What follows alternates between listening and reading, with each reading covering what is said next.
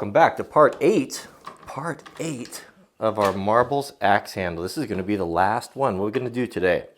Today we're going to finish up the shaping, the scraping, contour, everything perfect. We're going to have to make the decision what we're going to do on the back there. Finish that off nicely, round that off there, and then finish up with a nice liberal coat of boiled linseed oil, and then the maker's mark. The maker's mark.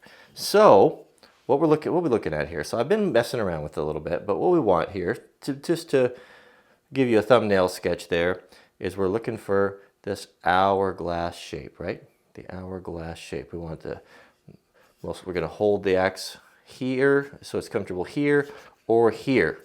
So we need to taper in. If you can see, I'm working that a little bit, flare out to the fawn's foot on the back, but we got a good start. There shouldn't be a whole lot left. And then we'll work that last detail. So let's take a look here, straighten down. Well, actually, let's start working and finishing up that contour. So this angle gives us a little bit better perspective, but we want to come in here, out, and then back in right there. You can see this side here, we've got it worked it pretty close.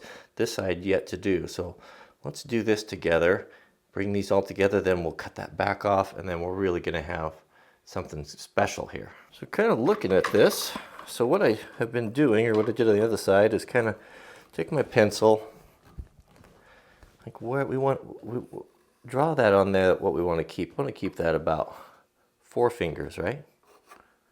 Somewhere around there. So I'm going to keep that high there, so we can hold on to that nicely. That means we got to bring this down a bit. So what seems to work about the best is our spoke shave. Now starting really light, pressing on there, we don't want to take that too much down, but starting there is kind of a guide, and then digging in. It removes wood very quickly and evenly.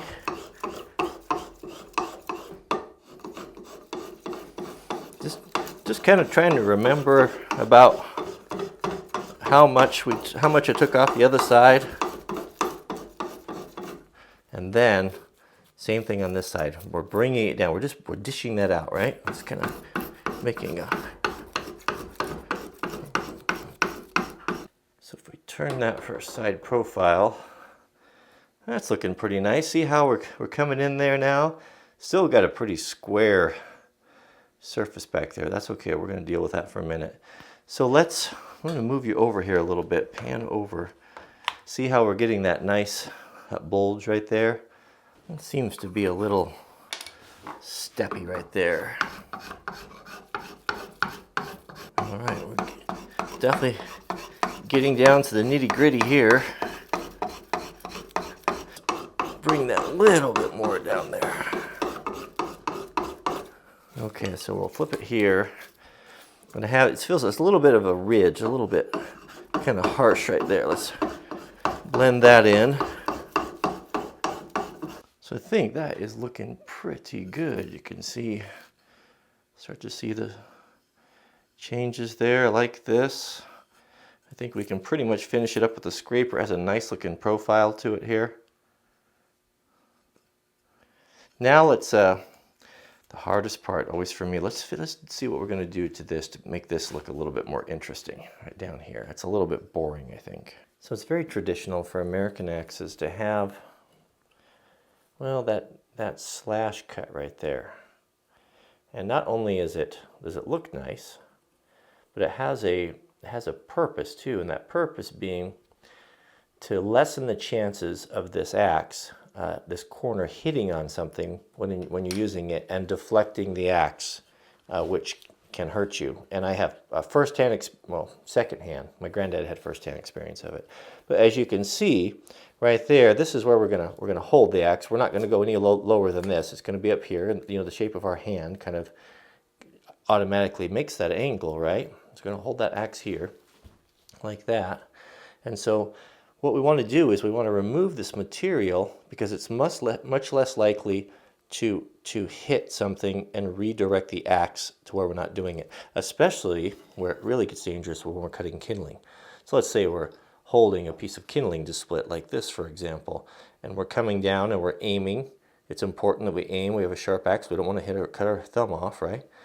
Now, if this by sticking out there, if that were by any chance to hit something and redirect this, it would go right to our hand. And that's why it's so dangerous to split kindling with a full long-handled axe, because what you have is you have that handle sticking out there so far, and the chance of it running into something and redirecting your axe is really high. So that's the reason for that shape right there. And talking about secondhand knowledge, my granddad's brother, his oldest brother, almost cut off his thumb splitting wood with an axe.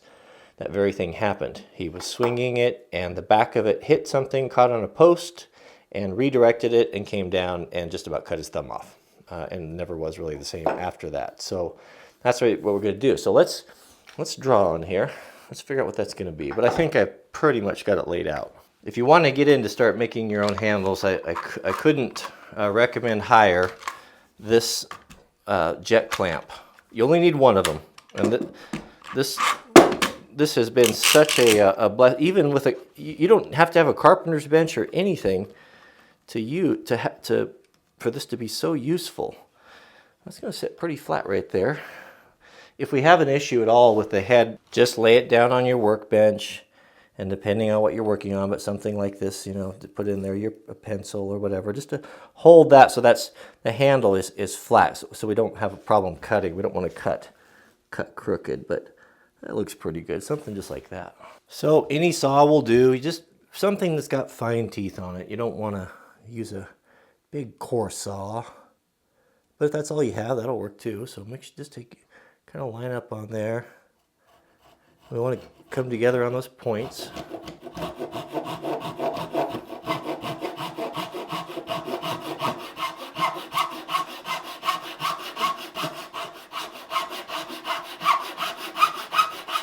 This is always such a small thing, but it makes such a big difference in just the overall look of it just needs to be done.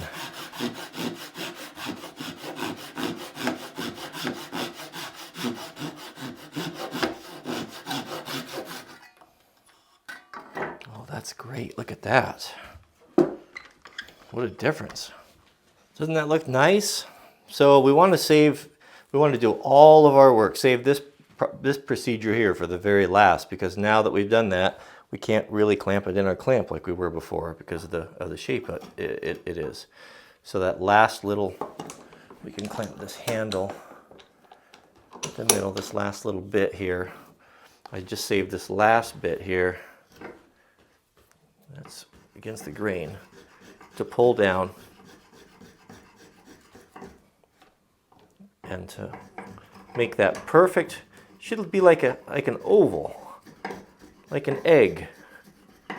When you look at the back of that, you want it to look like an egg. Kind of hard to demonstrate this. I don't know how I'm going to do this here so you can see it, but see how that, get the egg shape there, but not so much egg shape right there. We can just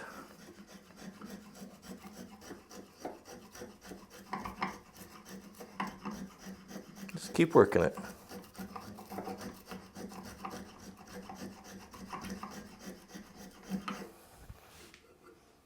What's wrong with that? See, a little bit out of egg shape right there. If I can, so I have room to get my tool in there.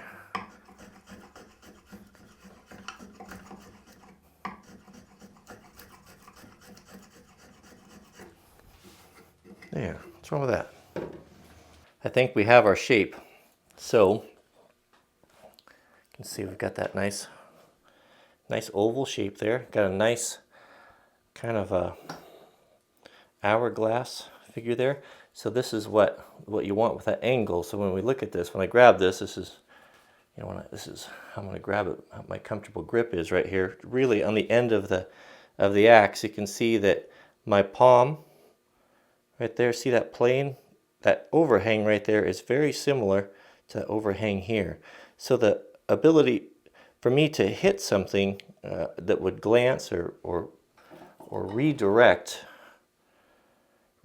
this axe is not really going to happen, because my skin's going to come in contact with it. I'm going to feel it. I'm going to correct. I'm going to move and change before that happens. Where if that's hanging down there, I can hit that axe corner and redirect and see. So that, I hope that kind of explains the purpose behind that right there. And that's just about what you want. If the way you hold it is different, that angle may be different, but kind of make, line up that plane when you're doing you can even hold your tool like that and lay a straight edge across here and to help you to make that mark right there. But that turned out really, really good. So this is a card scraper. This is something that, this is the first one I've bought. I actually haven't sharpened it yet. Maybe that's why I haven't been using it, because I haven't sharpened it. But this is what carpenters and woodworkers used before. Sandpaper hasn't been around for that long. It's kind of a new thing. And there's been fine woodworking long before sandpaper. So how do they do it? How do they remove the coarse tool marks from the wood? And it was using a scraper, a card scraper. And what I typically do, I'll bring you in here, you can see there, is I use my knife, a good sharp knife, heavy knife, and I just go along here, and if you can see, maybe you can see right there, look at if the knife is sharp, do you see it's actually removing material.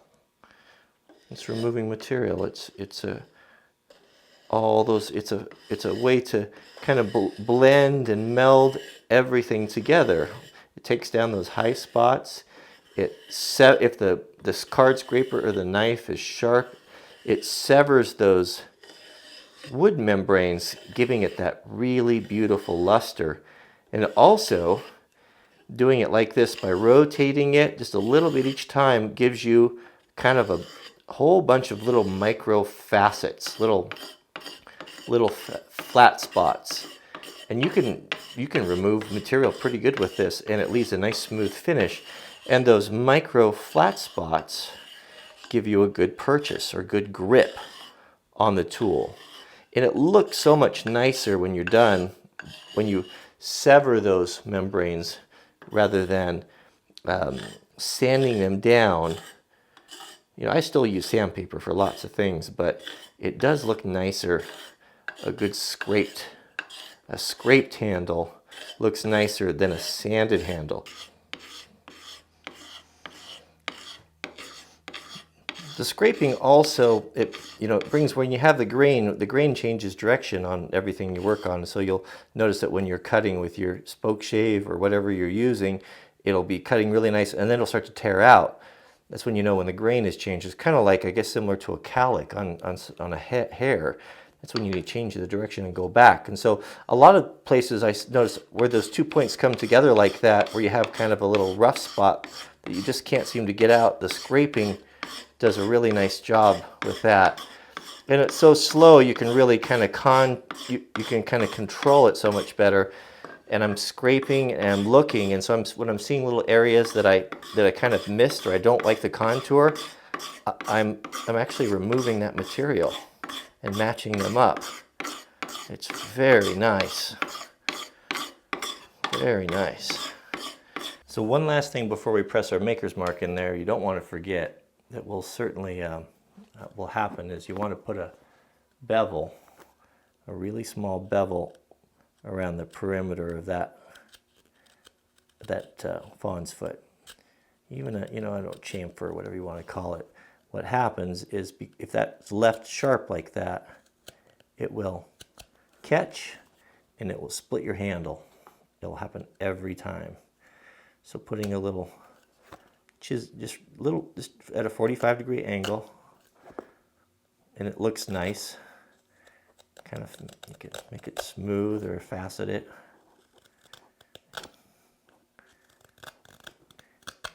Any knife will do for this.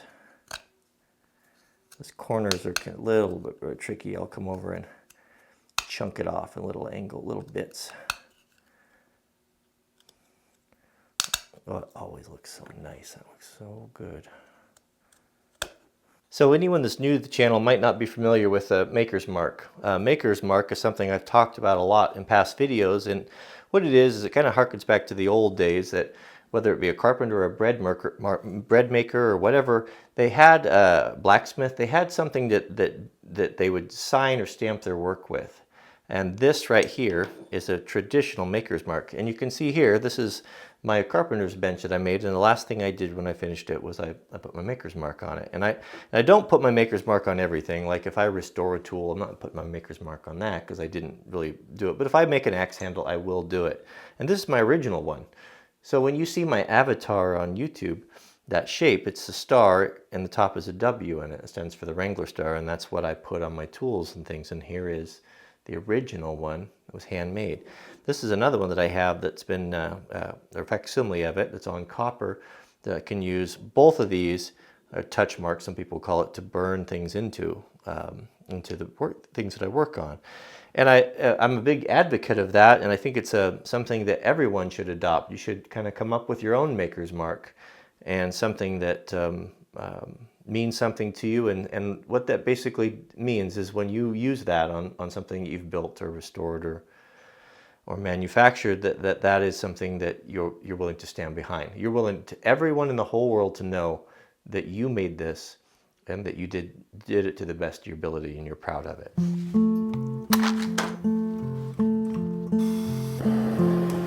I'm resting with my back against the wall in the place where we first met. The Drayton, North Dakota Dairy Queen should be packed this time of year.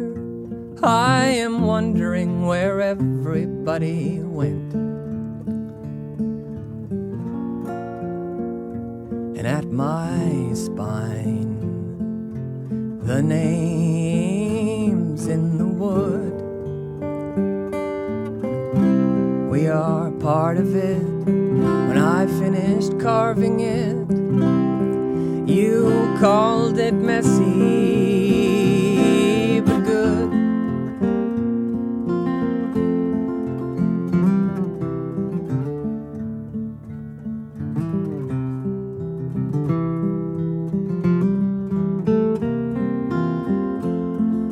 That turned out pretty good. I think the handle is the right proportions for the head.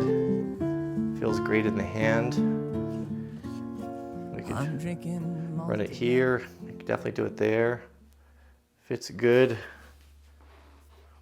Yeah, that is nice. That is really nice. All right. Well, it's been a long journey. I guess we'll end it there. So, or maybe we'll do a sharpening video, but that's it for today anyway. So thanks for watching, and we'll see you guys on the next video. July 26th, another beautiful morning on the homestead, and boy, have I found a useful or a very good use for the P4 quadcopter. You know, Mrs. W has been training for a marathon. She's trying to qualify for Boston. And she has been running a long ways. She's been running 18 miles a day. Imagine that. The weaker sex indeed. Could you run 18 miles? So yesterday, I found her with my quadcopter. I followed her along for a while. This is a couple miles from home. It just staggers me. An incredible technology, a wonderful, wonderful piece of equipment. And so I followed her along. You can see Miss Pants. Miss Pants is getting in good shape too. Boy, she's dog tired, the epitome of dog tired when she gets home from one of these long runs. But man, I am so proud of Mrs. W. She is so resolved to do this and gets up every day and does her runs, and we just couldn't be more proud of her. So it looks there's a very good chance. What's her marathon? 6 weeks, 6.5 weeks, I think. And she's going to try to qualify then. So if she does, I promised her that I will take her to Boston. What else do we have on top? So Jack has not been putting up videos because I let him use my old laptop, my old Mac, and it died yesterday. I think it's about 6 years old. It's just had it. So him and I were going to have a guy's day out. We're going to go into town, and I told him that I'd pay for half of his computer, and he can pay for the other half. He's been saving, and we'll get something, or he can get back into business and run his channel. So that's what we're going to do today. We might take you along with that and spend the day at the Gerber Knife Factory.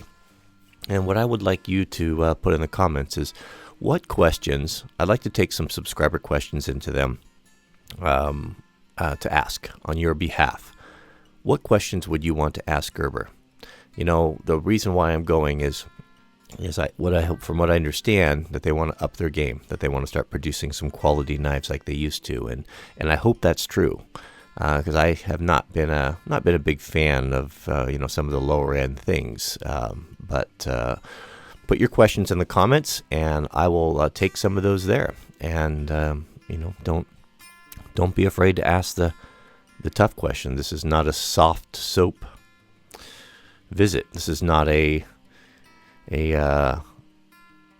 this will be true and objective. I'll definitely give you what I think. So send those in, because we'll be doing that on Friday. All right, we'll see you guys in the next video.